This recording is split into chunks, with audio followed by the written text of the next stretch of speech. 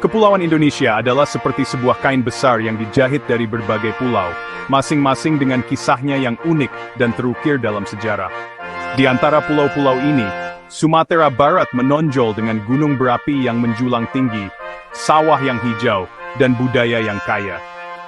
Selama berabad-abad, pulau ini menjadi rumah bagi kerajaan-kerajaan besar yang meninggalkan jejak yang tak terlupakan di Asia Tenggara.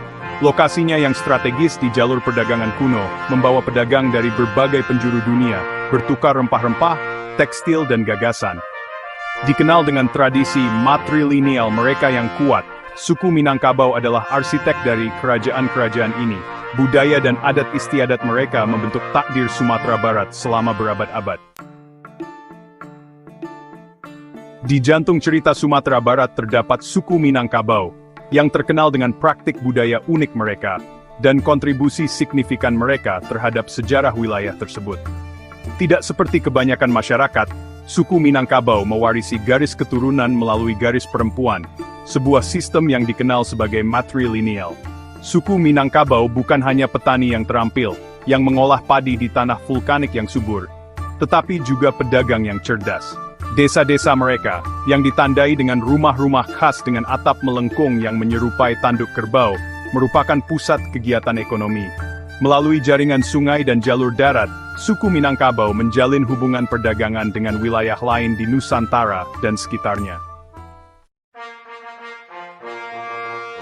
Dari lembah subur dan jalur perdagangan strategis di Sumatera Barat, muncul serangkaian kerajaan yang meninggalkan jejak tak terlupakan dalam sejarah wilayah tersebut. Mungkin yang paling terkenal adalah Kerajaan Minangkabau, yang berpusat di dataran tinggi di sekitar Pagaruyung. Kerajaan ini berkembang pesat, memperluas pengaruhnya melalui kombinasi diplomasi, aliansi strategis, dan kekuatan militer. Para penguasa Minangkabau, yang dikenal sebagai Raja Adat, dihormati tidak hanya karena kekuatan militer mereka, tetapi juga karena kebijaksanaan mereka, dan kepatuhan mereka pada prinsip-prinsip adat Minangkabau. Kebangkitan Kerajaan Minangkabau menandai masa keemasan bagi Sumatera Barat, periode kemakmuran ekonomi, perkembangan budaya, dan stabilitas politik. Perjalanan waktu sering ditandai dengan perubahan, dan kerajaan-kerajaan Sumatera Barat yang dulunya perkasa tidak kebal terhadap pasang surut sejarah. Perselisihan internal, tekanan eksternal, dan perubahan arus perdagangan semuanya berkontribusi pada kemunduran bertahap kerajaan-kerajaan ini.